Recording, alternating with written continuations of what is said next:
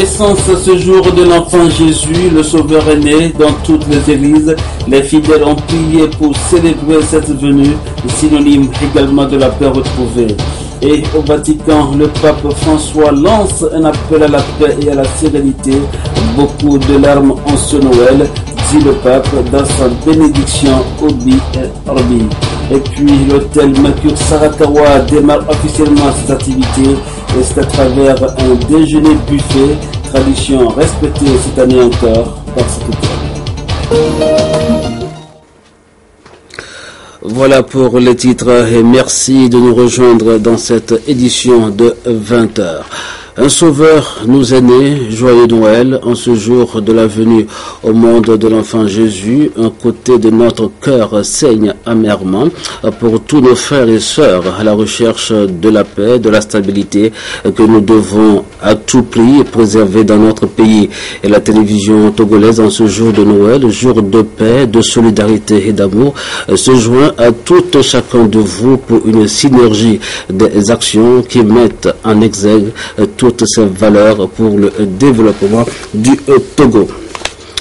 La traditionnelle bénédiction de Noël du pape François, dite Urbi et Orbi, ce 25 décembre sur la place Saint-Pierre de Rome, a été l'occasion pour le souverain pontife de dresser une longue liste des conflits dans le monde. Le pape François a fait remarquer que trop d'enfants soient victimes de violences et de trafic. Quand François apparaît au balcon de la loggia de Saint-Pierre, une longue ovation l'accueille. Ils sont au moins 150 000, mais pour ce Noël, l'ambiance n'est pas à la joie. Une litanie de guerre et de souffrance que le pape énumère en guise de bénédiction. Il y a tant de larmes pour ce Noël. Et pour François, c'en est trop. Alors il se détache de son discours officiel et exprime de la colère. Ma pensée va aujourd'hui à tous les enfants qui sont tués sous nos yeux et notre silence complice. Un discours qui fait mouche chez les fidèles. Il faut que ça s'arrête, il faut qu'on soit unis tous ensemble. Ça, c'est très très important. Déjà hier soir, profondément préoccupé pendant la messe de minuit, le pape avait formulé un premier plaidoyer pour la paix, un appel presque désespéré. Comme le monde a besoin de tendresse aujourd'hui. Depuis des siècles, le monde est marqué par la violence, les guerres et la haine. Un message sombre mais qui n'enlève rien au succès du pape. Des dizaines de milliers de fidèles sont venus ces 2 derniers jours pour l'écouter. Je suis mexicain et c'est pour ça que je me sens proche de lui. C'est quelqu'un de moderne, c'est quelqu'un de proche de tous. C'est quelqu'un qui a un langage franc, direct, que j'apprécie énormément. Malgré son immense popularité, cet appel à la paix, à la sérénité lancé par le pape François a du mal à être entendu. C'est d'ailleurs le même qu'il avait formulé ici l'an dernier sans aucun résultat, un peu comme si c'était un vœu pieux. Après la joie de cette nuit, voici le temps de l'émerveillement, de la contemplation. Tous les extraits de la parole de Dieu en ce jour de Noël demandent à être accueillis dans cette attitude d'admiration devant le mystère. Comme il est beau, frais, léger cet enfant qui apporte la bonne nouvelle, la paix. Et la paroisse Notre-Dame sous la croix d'Agbalépido à Lomé n'a pas fait exception à la règle. Charlotte Roussime. Ils ont visiblement accueilli avec allégresse la naissance du Sauveur, l'Emmanuel. Les chrétiens de la communauté Notre-Dame sous la croix d'Agbalépido ont tous accouru à la crèche pour voir, louer et adorer le petit Jésus. Noël, loin d'être une simple routine, pire une formalité, offre plutôt l'occasion à tout homme d'expérimenter la miséricorde insondable du Christ. Dieu qui se fait proche de nous, qui prend la condition de pauvre en naissant dans une crèche. Et le mystère de l'incarnation nous témoigne l'amour gratuit de Dieu. Un Dieu qui vient nous dissiper des ténèbres. Il vient nous sortir de la tristesse, du désespoir, de la maladie, l'angoisse. Un Dieu qui vient nous ouvrir largement au mystère de Dieu. Les tests liturgiques révèlent aussi que Dieu, à travers son Fils, apporte en ce jour la paix dans les familles, dans la nation et dans le monde entier. Le Père Céleste établit ainsi sa présence au milieu des hommes, sans distinction d'âge. Une révélation concrétisée au cours de cette Eucharistie par l'administration du sacrement de baptême aux tout petits enfants, faisant d'eux des chrétiens catholiques à part entière. Revient donc aux parents, parrains et marraines de les soutenir dans cette foi tout au long de leur enfance.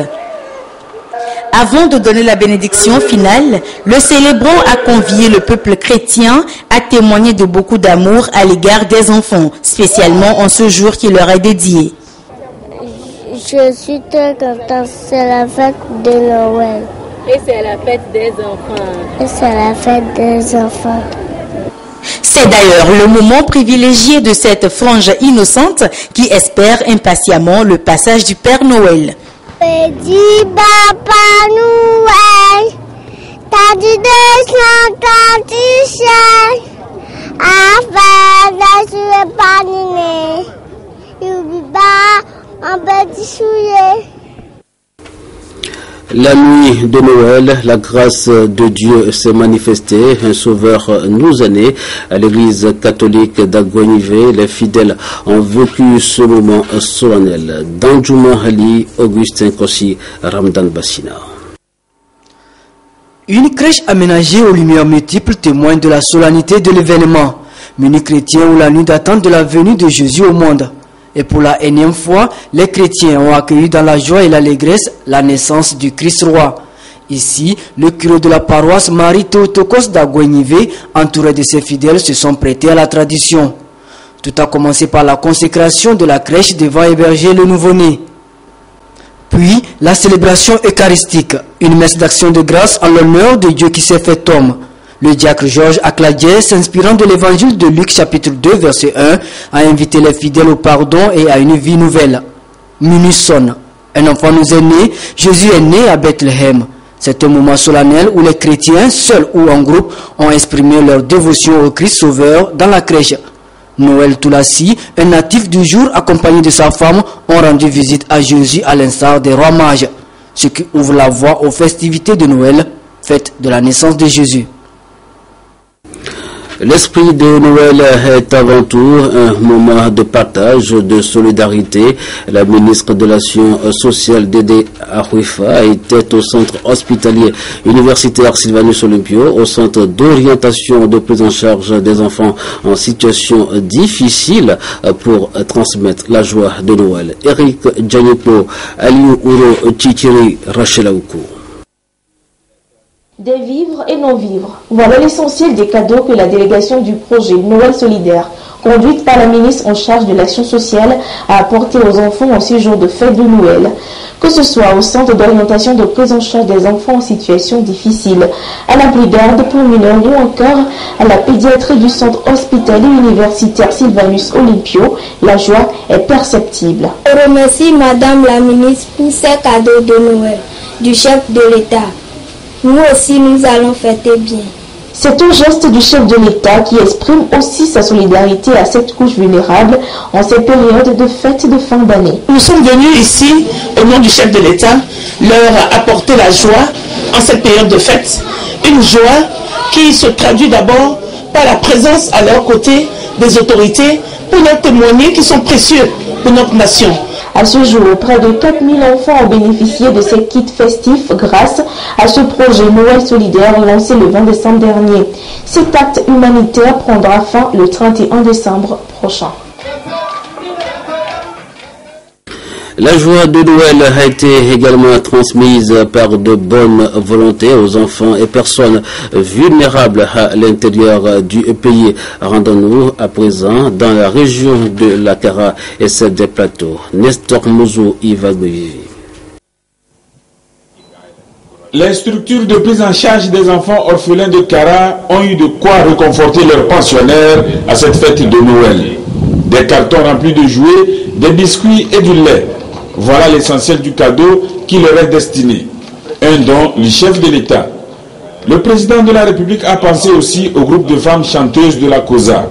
À ces femmes, Forest Managna Sibé a offert des lots de pain. le président de la République vient de procurer encore une fois la joie dans les foyers, la joie dans les familles, la joie dans les institutions chargées des couches vulnérables.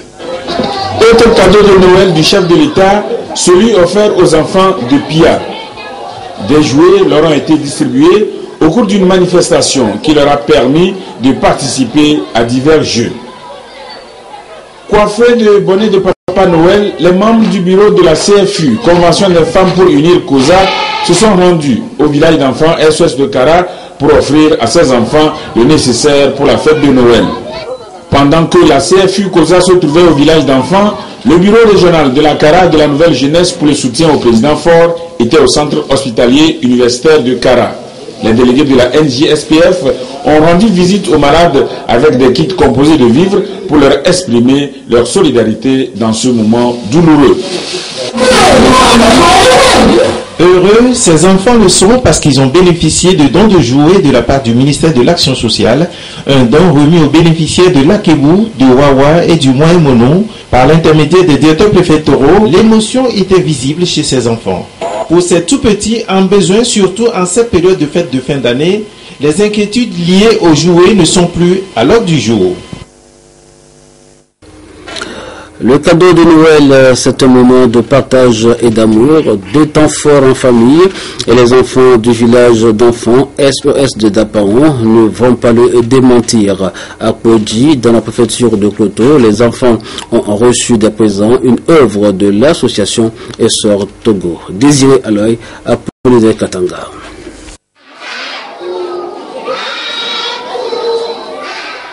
Ils sont tout petits du jardin d'enfants SOS Herman Toumaïner de Dapan. Tous sont dans la joie de Noël avec leur tata.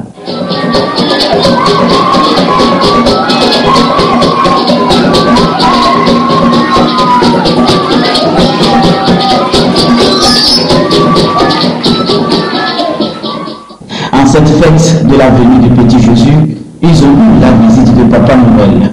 Dans la gaieté, chaque enfant a eu un cadeau. La fête de la nativité a été célébrée ainsi au jardin d'enfants SOS de Dapan. Une manière de semer la joie dans le cœur de ces enfants. La relève de demain qui a besoin du confort et du soutien des adultes pour cette année. Donner le sourire aux enfants de Kodji dans le Kloto, l'association Essor Togo a mis le paquet. Tout a commencé la veille par divers jeux avec les petits-enfants. Les manifestations se sont poursuivies par la prestation des artistes et finir par la distribution des vivres et jouets aux enfants. Je suis contente du cadeau que j'ai eu. Merci Essor Togo. Et à travers cette action, l'association Essor Togo veut adresser un message fort aux parents, aux tuteurs, aux adultes sur les questions de la protection de l'enfance. Environ 500 enfants ont passé les bons moments de fête de la nativité du Christ grâce à la générosité des responsables de l'association Essor Togo. Les enfants sont des êtres fragiles qui ont besoin de l'amour des adultes. Ils sont donc appelés à les protéger. Le Togo a mis en place dans cette dynamique le Conseil consultatif national des enfants. Le premier bureau de ce conseil a vu le jour en 2011. Quel est le parcours de ce conseil, son rôle et surtout son importance? Augustin Kossi, Kramen Madi Akako. C'est en 2011 que le Togo a mis en place son premier Conseil consultatif national des enfants, répondant ainsi aux vœux des Nations Unies qui appelaient à l'instauration d'un organe qui incluait au plan national les enfants eux-mêmes dans la lutte, engagés au niveau étatique pour défendre leurs droits et les protéger contre toute forme de violence.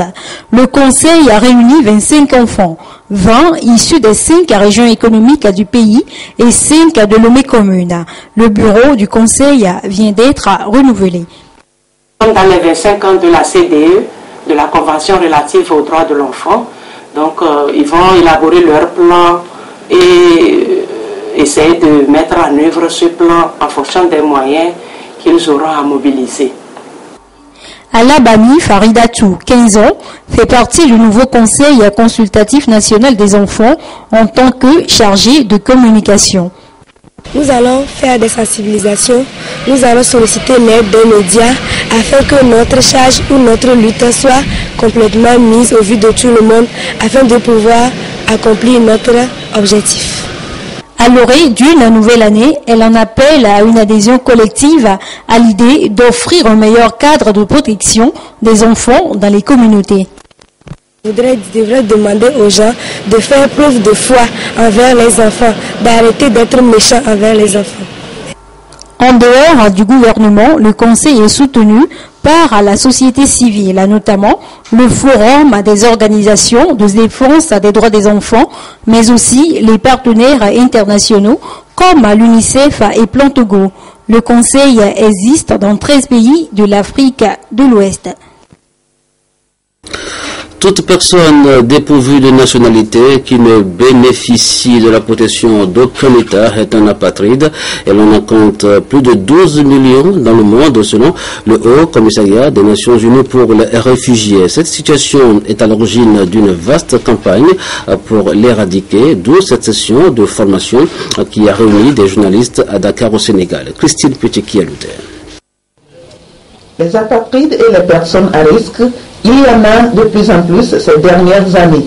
Chiffrés à 10 millions dans le monde, 60% sont des enfants. Au regard des conséquences dévastatrices de l'apatridie, le Haut Commissariat des Nations Unies pour les réfugiés veut d'ici à 2024 l'éradiquer ou du moins la réduire. Il associe les journalistes et communicateurs à la lutte pour aider à sensibiliser sur le phénomène. On attend des journalistes qu'ils rejoignent cette campagne mondiale qui consiste à rendre le problème de l'apatridie un problème connu et qui consiste à rendre les personnes apatrides des personnes visibles, des personnes qui ont une souffrance qui peut être résolue. La Convention de 1954 protège les apatrides et celle de 1961 est consacrée à la réduction de l'apatridie. À ce jour, 144 pays seulement sont partis à ces deux conventions. Le Haut Commissariat des Nations Unies pour les réfugiés entend amener les États à un changement d'attitude. Le deuxième aspect de cette campagne, c'est le développement par les États de plans d'action pour l'éradication de l'apatridie sur leur territoire. On leur demande d'identifier les personnes apatrides, on leur demande de modifier leurs lois et de modifier leurs pratiques administratives afin de prévenir de nouvelles situations d'apatridie. En Afrique de l'Ouest, 5% des pays, soit 1 sur 15, a pu fournir des statistiques sur l'apatridie. Le pari de l'éliminer d'ici à 2024 pourra être atteint grâce à la volonté politique des États. Question à présent, comment une personne peut-elle se retrouver sans État, sans nationalité? Les causes et conséquences de l'apatridie. Retrouvons Christine Petit-Kialouté.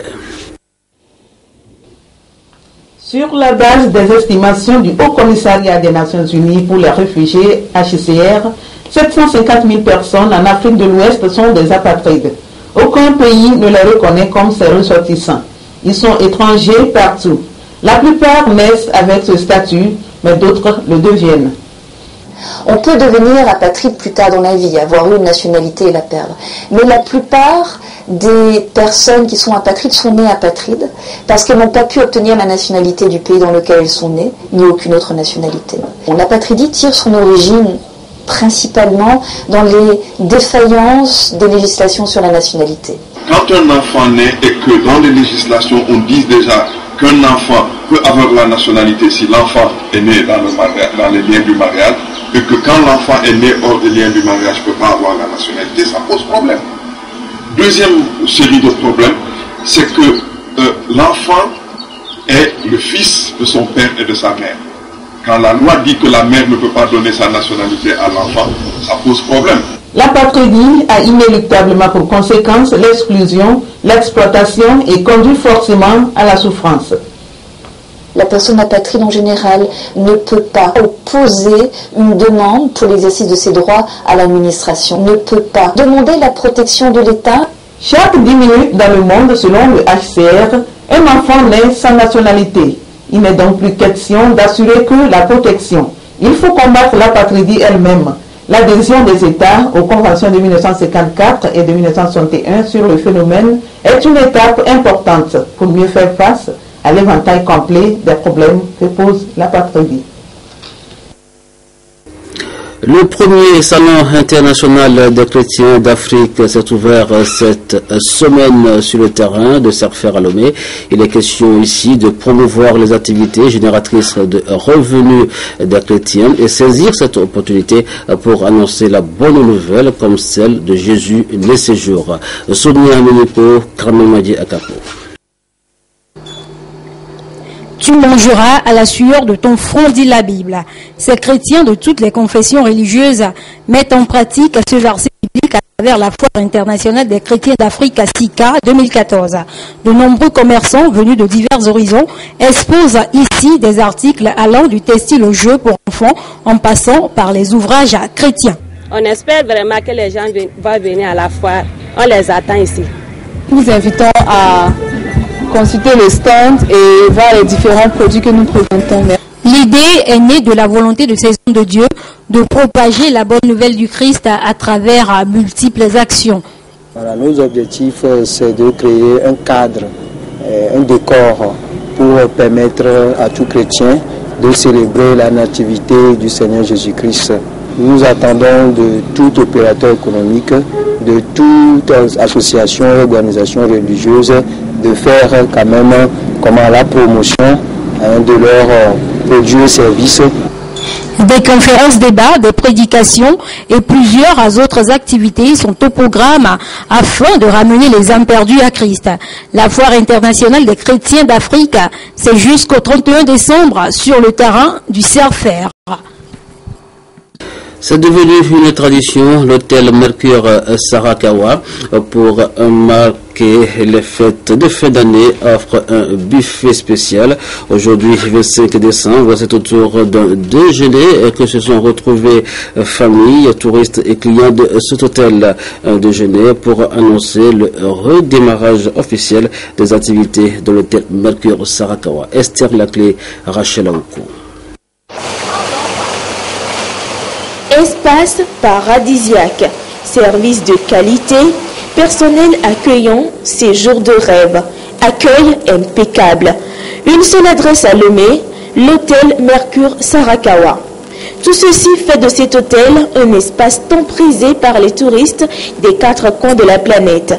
Et ce buffet marque le redémarrage effectif des activités de l'hôtel Mercure Sarakawa. Donc l'hôtel, nous l'avons repris en main depuis mi-juillet, donc nous avons voulu le repositionner sur le plan international, lui redonner, retrouver en partie ses lettres de noblesse et le repositionner à un niveau, le remonter le plus possible à un niveau 4 étoiles et peut-être plus en année 2015. 300 maîtres cuisiniers sont dans le monde et le tout premier de l'Afrique de l'Ouest est en service à l'hôtel Mercure Sarakawa. Et je suis venu en mission pour faire de la formation sur le personnel et remettre l'hôtel Sarakawa aux normes standards internationales afin de redonner le luxe à cet hôtel qu'il a toujours eu et de redevenir la vitrine du Togo et de l'Afrique de l'Ouest. Aujourd'hui, le Mercure Sarakawa peut être cité parmi les meilleurs au Togo. Il offre un service qui répond aux attentes des clients. Alors l'hôtel Sarakawa est un lieu incontournable de la place de Lomé, en rapport aussi à une date spéciale que vous connaissez, donc le port du nom, Sarakawa. Et ensuite, cet hôtel est un lieu dit par rapport à ses espaces verts, au cadre, que les gens apprécient indépendamment. La cuisine aujourd'hui est très bonne. Ça fait plus de 25 ans que je fréquente cet hôtel. Et en général, à Noël, à Pâques, je viens avec toute ma famille. Je pense que l'administration provisoire a une équipe très dynamique, un personnel compétent.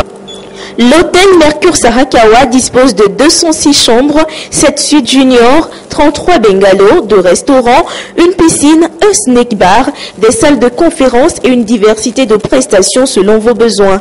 Un programme spécial est conçu pour le 31 décembre et le 1er de l'an 2015. Sans oublier la Saint-Valentin et l'heure de toutes les fêtes, le Mercure Sarakawa offre un cadre familial avec des rythmes et sons du terroir pour redorer le blason de la culture togolaise. Retour sur la fête de la nativité avec la communauté Saint-Egidio. Elle a offert un déjeuner aux enfants des écoles de paix, un déjeuner qui est à sa 13e édition. Et à Mango, le ministère de l'Action sociale apporte des cadeaux aux enfants vulnérables. Ziara Alpha, Ramdan Bassina, Désiré à l'œil. Les enfants de l'école de la paix de la communauté Saint-Egidio de Lomé ne sont pas restés en marge de la célébration de la fête de la nativité. En ce jour, ils sont plus de 1500 enfants de par le Togo à être invités à ce repas de Noël. Pour la communauté Saint-Egidio de Lomé, c'est l'esprit de partage qui est mis en exergue. La communauté de Saint-Egidio organise ce repas de telle manière que sur une même table, les personnes, les enfants, les adultes, les personnes âgées, sans distinction de classe sociale, s'asseyent sur la même table pour partager un même repas. Nous essayons chaque jour que Dieu nous donne de mettre en pratique les paroles même de l'Évangile. Et à travers ça, nous avons plusieurs services. La communauté Saint-Egidio existe au Togo depuis 2001 et dans le monde depuis 1963. Son credo basé sur l'Évangile développe auprès de ses enfants et des personnes âgées des vertus de paix, de pardon et de partage. Le programme Noël solidaire s'est étendu à la zone de Loti où des plats chauds ont été offerts aux tout petits enfants de la localité par les responsables régionaux du ministère de l'Action sociale. Dans certaines familles où les enfants n'ont pas la chance d'avoir des appuis ou bien de petits cadeaux de la part de leurs parents, et dans ce cadre, l'Agence de solidarité nationale, qui est une institution sous tutelle du ministère de l'Action sociale, a initié un projet dénommé Projet Solidaire. Le Père Noël est vraiment passé par Loti en cette période d'harmattan pour réchauffer et donner la joie aux tout petits. Jeudi 25 décembre, jour de la nativité, nous retrouvons Claude Hama pour la page des sports. Claude, bonsoir. Bonsoir Joseph. C'est le karaté qui retient notre attention au plan national avec le tournoi Challenge. Organisé par le club Bassaïrou, la deuxième édition de cette compétition a réuni 14 clubs de la capitale. Objectif, juger les compétences des athlètes. Lamine Koko Konaté. Plusieurs finales ont été au menu de l'acte 2 du Karaté Challenge. Celle du comité senior homme a encore tenu toutes ses promesses. L'indétrônable Toussaint à côté du club Infinité a fait respecter son titre de champion face à Gilles Héroux du club Bassaï. Un combat de titans qui va vite tourner en défaveur du téméraire Gilles qui souffrait d'un mal d'épaule.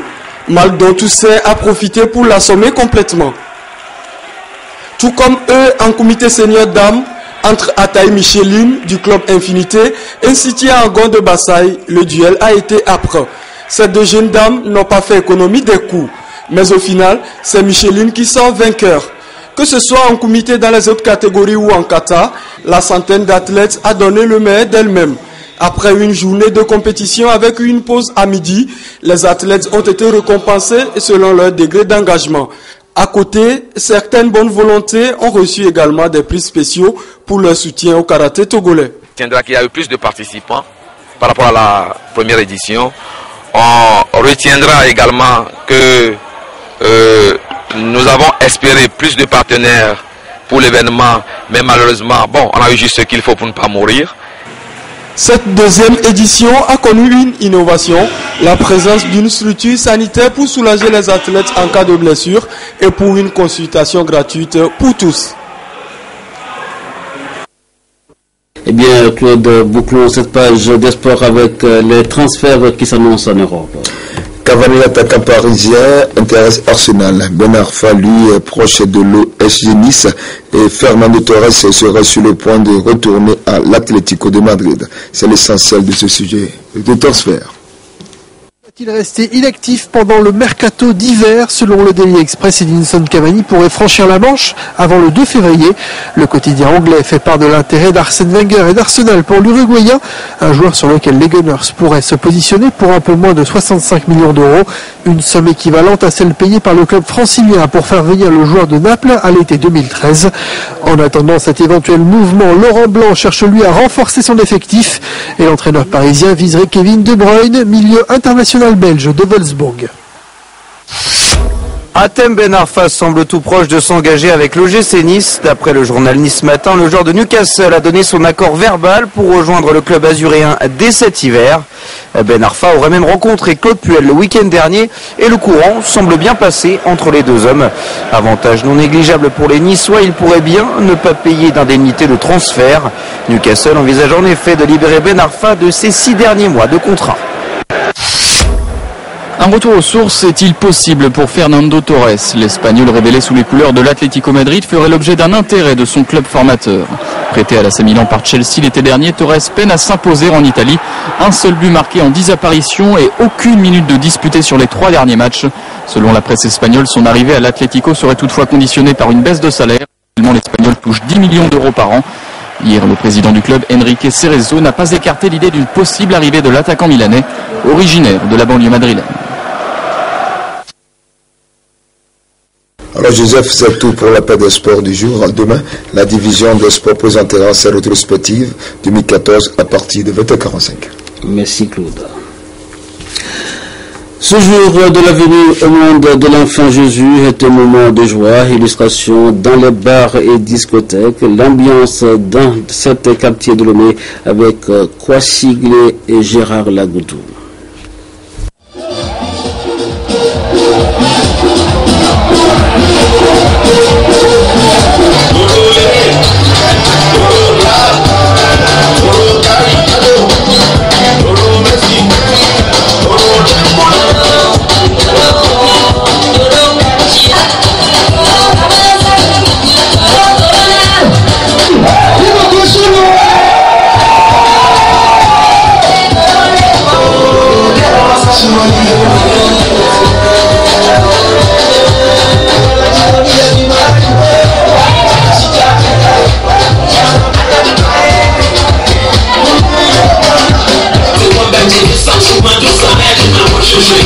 Vraiment, c'est trop cool ici. C'est la fiesta, c'est la Noël, vraiment.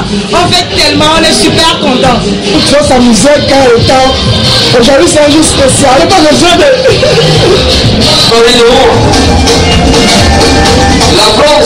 Par rapport aux clients, je peux dire que nous sommes très heureux parce qu'il y a de l'affluence, on ne s'attendait pas à avoir autant de monde, il y a de la foule, il y a de l'ambiance. Pour un début, en premier Noël, nous sommes très contents. La fête est trop bonne, avec les amis, la famille, et on se met bien, tout le monde est heureux.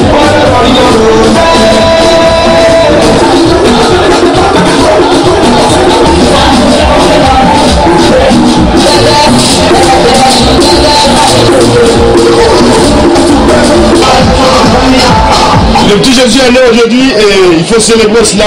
Et voilà quoi, on est en famille et j'espère que ça va continuer jusqu'à 6h du mat.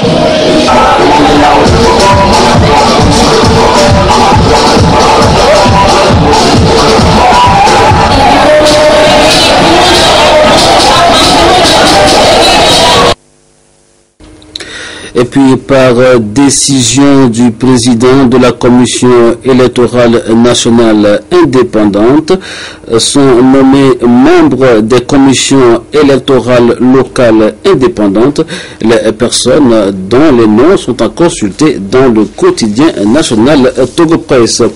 À l'issue de la réunion du Conseil des ministres hier, il sera créé 2 nouvelles facultés à l'université de Lomé. Pour en parler, Folie Bazi et Sofa reçoit ce soir dans les dossiers de l'écran le ministre de l'Enseignement supérieur et de la Recherche, Octave Nikwe-Broum. C'est tout à l'heure à 20h50.